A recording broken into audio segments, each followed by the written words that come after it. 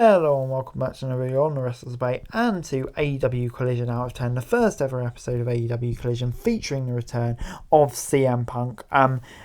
Cutting a promo at the beginning of the show and a six-man tag main event as well. And yeah, new TNT champion as well. So a lot went down on the debut episode. Weekly AEW Collision Out of 10 is coming. So let's get straight into it. And CM Punk starts off the show saying wrestling is a business and it's not for children, nor is it a popularity contest. He says he's tired of being nice and calling the fans passionate and smart, that he's never fitted in somewhere more than pro wrestling. He says that some people hate him and he understands that his mere presence makes some folks uncomfortable. He said the truth is painful. The crowd started chanting F the Elite, and he says the crowd can chant whatever they want, and he's been business with counterfeit backs. The crowd started chanting his name again, and he said he's got a lot to get off his chest, and said the King's back, baby, and later adds that he will never compromise, and that people will feel that he owes them an apology. The crowd chants his name, and he's holding a bag that is AEW Championship in it, and he's earned it. Punk ends the promo with "Tell me if I'm telling lies." Punk absolutely firing shots here. Young Bucks, MJF, everyone. He's coming for the gold, and yeah, brilliant promo from CM Punk. He's got that alright. Pro wrestling is a much better place for him having him back. And yeah, an absolute fire to kick off his return. And yeah, just so glad to see him back. I cannot lie. It was then time for Collision's first ever match, Wardlow v Luchasaurus for the TNT title, and they were fighting out the ring to begin with. Christian tried to place a hide, but takes the opportunity to try and distract Wardlow as he returned to the ring. Luchasaurus then got the upper hand during the early stages about keeping the champion on the back foot. Luchasaurus then hit Chickstone, but Wardlow kicked out too. Wardlow performed a Swanton Bomb, but it doesn't keep him down. Christian tries to distract Wardlow and hits him with the camera. Luchasaurus got the pin to win the TNT Championship, and the head holds the title as he won it, and he did help though. And yeah, this gets a 7. This gets a 5 out of 10 from me.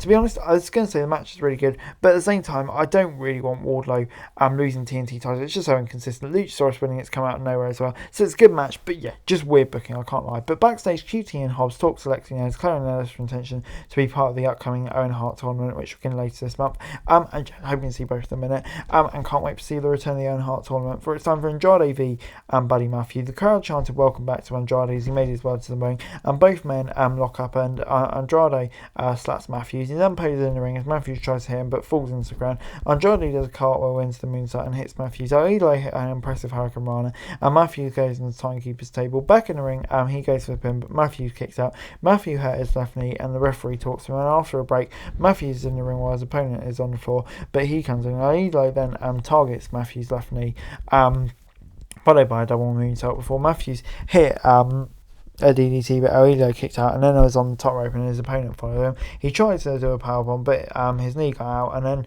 hit Aoido with a super kick, but Matthew goes out again. Aoido then follows out with a rolling elbow, and Andrade does the figure 4, followed by the figure 8, and Matthews tap. Post-match, Matthews won't shake Andrade's hand. The lights go out, and House of Black enter. Aoido is surrounded and attacked by the House of Black members. The lights go out again, and show cuts for Scorpio Sky video package, teasing a future feud, yeah, and would definitely be supportive of that. I love to see that. And yeah, really good first match. Love the Andrade finisher, obviously nodding to Charlotte. And yeah, just great to see him back on telly, and an interesting feud that could be going on there. So 7 out of 10.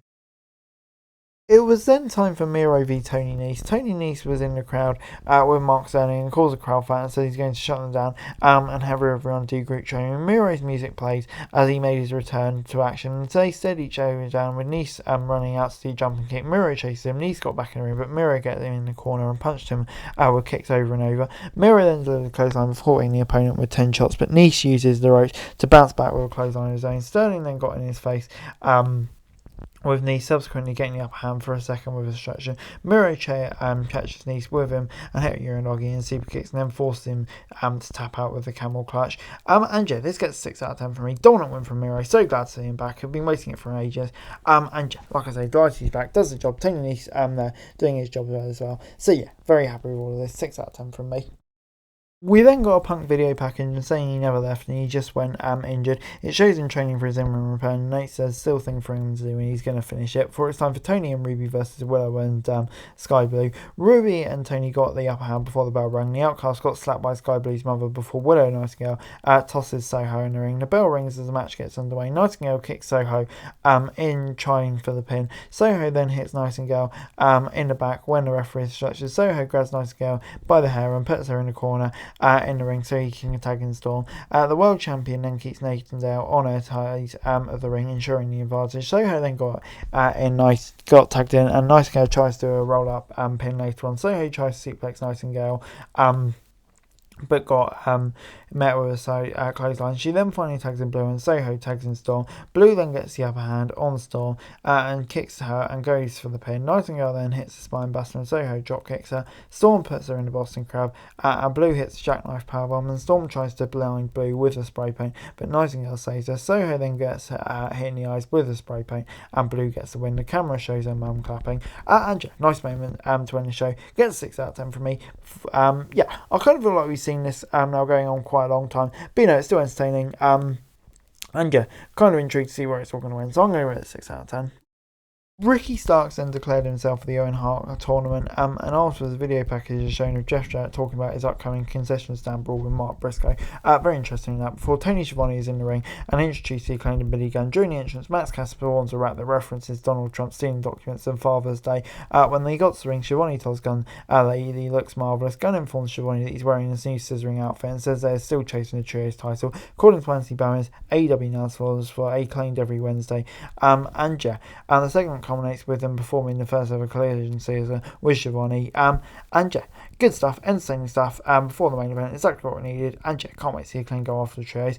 Before Kevin Kelly and Nigel McGuinness, nice commentary team by the way, talk about Forbidden Door for it's time for Jay White, Juice Robinson and Samoa Joe versus Punk and FTR in the main event. White and Harwood began the match, and Harwood hit clotheslines, then one shots him in the corner. Harwood then turns it around with a backdrop and then hits 3 clotheslines in the corner. The FTR member tried to go for a sharpshooter, but White ran outside. Robinson tagged in and got hit with shots. Wheeler got tagged in afterwards, and he shots Robinson in the corner. Wheeler then charged for a pin attempt. Afterwards, Robinson body slams him and gave him several shoulder blocks. Wheeler does Gorilla Pest and then tags in Harwood, who tags in Punk. Punk then tries for a pin after they slam Robinson. He tries to go for the ghost sleep, but Robinson's too quick. Samoa Joe tags himself in, and he and Punk trash talk back and forth and then lock up. Punk's in the corner and Joe hits him with 3 big jobs and a headbutt.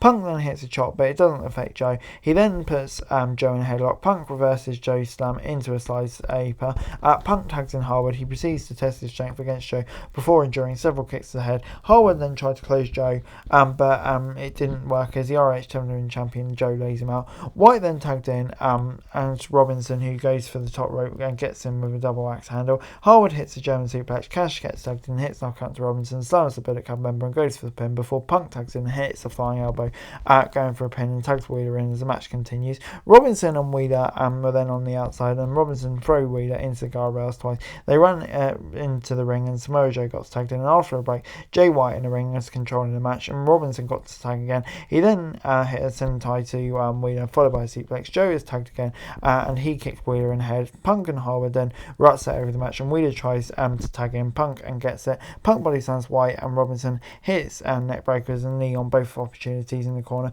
Punk tries to hit the GTS and trash talks him and then kicks an opponent in the face before he goes for the flying elbow. Robinson pulls the rope and causes him to fall. White then hits a Uranagi and Punk gets a 2 count. He then goes for the Blade Runner, but Punk reverses it and hits a clothesline and tags in Harwood. The FTR then deliver a suplex while Wheeler ends up with a splash. Punk hits the elbow drop afterwards. Punk and Joe trade shots. Everyone starts brawling, but Joe and Punk are still in the ring. Punk hits a knee and goes for the GTS, but Joe reverses it for the sleeper. FTR are being held back until they break out and help Punk out of the sleeper. Punk finally hits the GTS to Robinson and wins the match for his team.